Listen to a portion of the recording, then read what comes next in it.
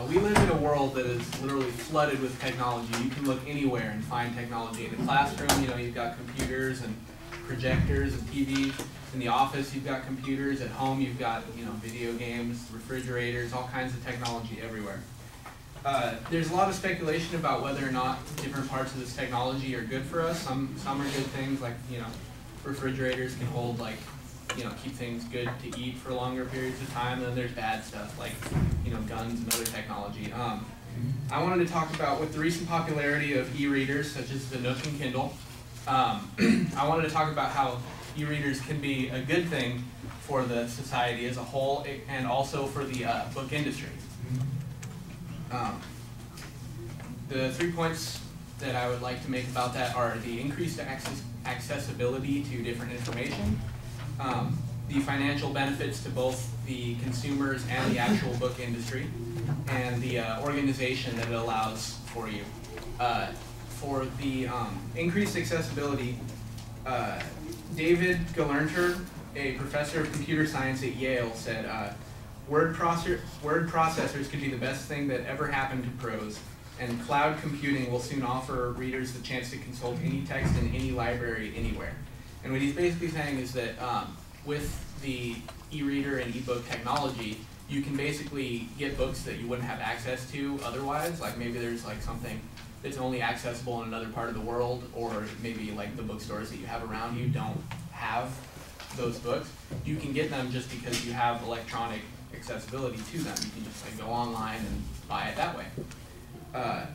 Another increased accessibility is it's a lot easier to search through the books that you have on your e-readers. You can just type in a little search box and find the exact section that you're looking for, the exact words and stuff. Whereas in a regular book, you'd have to look in the index and flip through it and go all through that stuff. So it's a lot less time consuming for that kind of thing. For the financial benefits, the Bill Gates Foundation, or Bill Gates himself, him and his wife, personally funded a study that said owners of e-readers are 13% more likely to own the books they read rather than not own them. I think the numbers were 61% of them owned their books, whereas people who didn't have an e-reader only owned 48%. And the other people would just borrow books from their friends and stuff. So they wouldn't be spending money on the books, which would hurt the industry itself. So having the people actually buy the books because they have the e-readers, they can just get them really quick. So they just purchase them, which is good for the industry. It's more money for them. There's also the instant gratification for people. Causes them to buy more books because it's so easy to get them. You just click a couple buttons and you can buy another book. There's also financial benefits to the consumers themselves because a lot of the electronic books are cheaper than the hard copies of the books because they're easier to produce, and so you can buy a book for cheaper, and that's always good, saving money in your pocket. Organization. E-readers allow for easier organization. It's compact. You can have tons of books just on some tiny little piece of electronic equipment. So you don't have to have a big old shelf full of books just holding up an entire wall of your room. You can just have something that just sits on your desk. It also allows it to be easier to find the books you're looking for. If you have a big collection of books, sometimes you'll have to scan through them, find the one you're looking for. With e-readers and stuff, use the search function. You can just search by whatever you need, author, different genres of books. Another thing that it also prevents is having an e-reader prevents different things like losing your books. When you have a lot of books, I have a ton of books at home, you can lose the ones you're looking for pretty easily. I mean, I've lost so many books over the years that having them on one small little compact device is really good because you know where all of your books are. They're all in one exact location. And another thing is hard copies of books. They're made of paper, which are really easy to mess up. I've spilled stuff on my books, and that's never fun, and it's different stuff papers can tear really easily, whereas an e-reader, you can if you spill something on that, it's gonna get messed up. But if you mess up your e-reader, you can get another e-reader and still have all those same books. You know, you won't lose all of your books. And so I wanted to explain to you that different e-reader has, like, gets looked down upon for all the different technology because, you know, they're cheaper, so it kind of, like, people think that it's not going to help the book publishing industry because, like, the authors might not get as much money because the books aren't being cost as much. The publishers are kind of getting cut out of it because of the fact that they're not actually printing books anymore.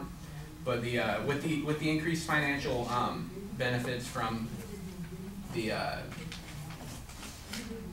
more people buying them because they're easier to buy and all that stuff, it's really kind of cancels that out.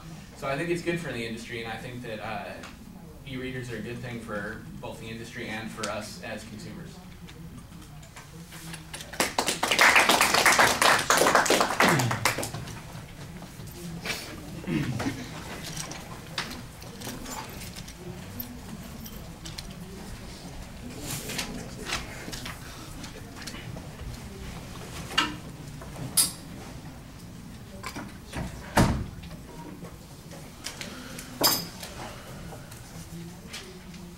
Mikey, what did you think?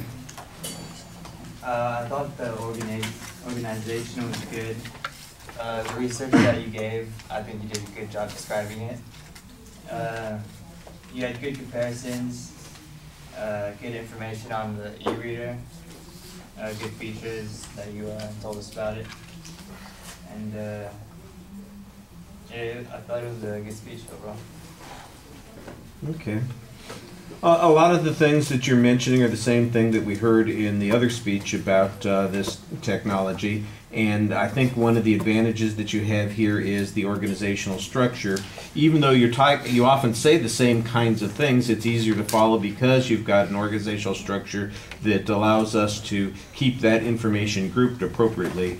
You know, we've got our own search box in our own head, and we ought to be able to access that information in a convenient way, and that helps us do exactly the thing that you're talking about. So I think that that's advantageous. So you also have a couple of good quotes early on about accessibility issues.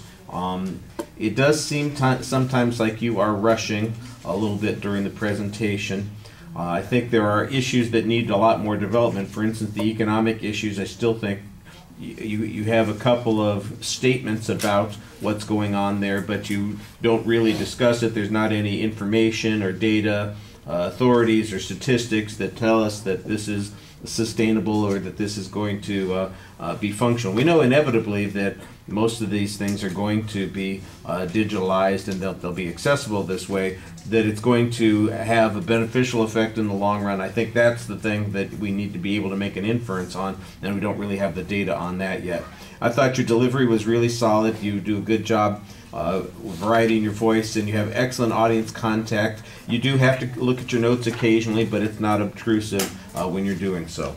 Thank you.